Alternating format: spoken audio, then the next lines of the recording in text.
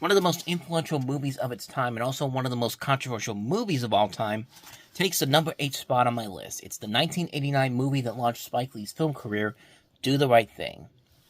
While Lee has directed 2 movies beforehand, She's Gotta Have It in School Days, it was Do the Right Thing that put Lee on the map, garnering critical acclaim, and is considered one of the best movies of the decade and one of the most influential movies of its time. The storyline is that in the hottest day of the year in the Bedford-Stuyvesant neighborhood of Brooklyn, tensions are growing, the only local businesses being a Korean grocery and Sal's Pizzeria. Sal is played by Danny Aiello, Mookie, played by Spike Lee, is Sal's delivery boy, and he manages to always be at the center of action. The film also focuses on the neighborhood's simmering racial tension, which comes to a head and culminates in tragedy.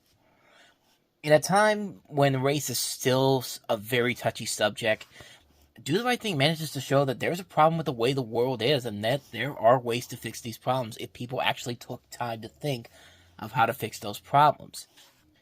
On top of that, Spike Lee, I think, does a very good job mixing a good script with talking about the problems of the world and also how our main characters cope with these problems and adding in his unique directing style that would later be used in his films like Mo' Better Blues, Jungle Fever, Malcolm X, you name it. The dialogue also feels very real. It's not afraid to speak the truth and use language that is still very much common to the world today. Take the scene where it's just Mookie and John Turturro's Pino talking over a machine, and they're just having a conversation, and it's just very fascinating to listen to, because it feels like an honest conversation you'd hear in real life.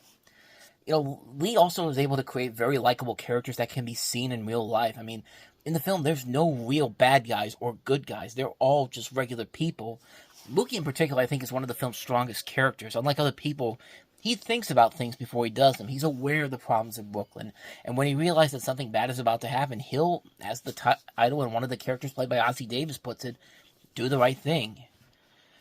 The rest of the characters overall are very good. They're cast very well. You have Danny Aiello, once again, as Saul. Ossie Davis as the mayor. Ruby Dee as mother's sister. Bill Nunn as Radio Raheem. Giancarlo Esposito as Bugging Out. Rosie Perez as Mookie's girlfriend, Tina. Just to name a few, you also have Paul Benjamin, Richard Edson, Frankie Faison, Samuel L. Jackson as Mr. Senior Love Daddy, and even got some comedians to take on more serious roles in this, including Steve Park, Steve White, Robin Harris, and Martin Lawrence. And that visual style that Lee brings to the screen is just impressive. I mean, the opening scene with it's just Rosie Perez dancing in the credits to the song "Fight the Power" by Public Enemy. There's no real reason for the movie to open up like that, and it works because it is really one of the best opening credits scenes I've ever seen, mostly because it kind of sets the mood for what you're about to get yourself into here. The cinematography and the choreography works very well. Like I said, that's Rosie Perez dancing in the credits, and I'm glad that she's sort of making a comeback in the last couple of years. She's been in a couple of notable films, mostly Birds of Prey, and she was in something else recently. I can't remember what it was. I thought it was another movie, but she was also in that Kaylee Cuoco show, The Flight Attendant, where she was actually really good in that show. I'm glad to see she's making somewhat of a comeback in the last couple of years, because she really is a really great actress. She's been in stuff like White Man Can't Jump, Fearless, phenomenal actress. I'm glad to see she's making somewhat of a comeback in the last couple of years, but of course, the scene that provokes a lot of the controversy of the film is the final act of the movie, where you have a riot breaking out after one of the characters dies. They blame Sal and his sons for it. Mookie is also angered by the character's death. He decides to throw a trash can through the pizza shop, yelling hate, leading the mob to steer away from Sal and his sons, and more to damaging the pizza shop. At the time, many of the critics and newspapers said flat out that this would be the scene that would cause black audiences to riot, but nothing ever really happened from that. Nobody rioted. As far as we know, nobody was ever arrested for rioting. It's funny how critics can predict whether or not people will riot over something like Do the Right Thing, and it doesn't happen. But they can't predict when people will protest over stuff like Passion of the Christ or the Da Vinci Code. I mean, I remember when both of those movies came out, and there were people protesting outside of the theater when that happened.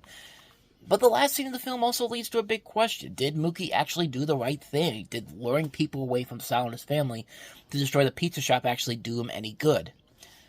And honestly, here's how I saw it. My initial thought was that Mookie realized that there would be no good in going after Sal, because if Sal or his sons had died, that would mean more trouble for his town. And by throwing the trash cans through the pizza shop window and luring the people to destroy the shop, he saved their lives in return. And which in turn may have destroyed the pizza shop, but it saved lives as well. It's like when you watch a town after a huge tornado hits and your house is destroyed, but when you find out your family's alive, it kind of makes up for it. A building can be replaceable, but a life isn't. And personally, that's what I saw from the movie. I thought that was what Mookie was trying to do, and in turn, I thought he did the right thing. And again, that's just how I saw it.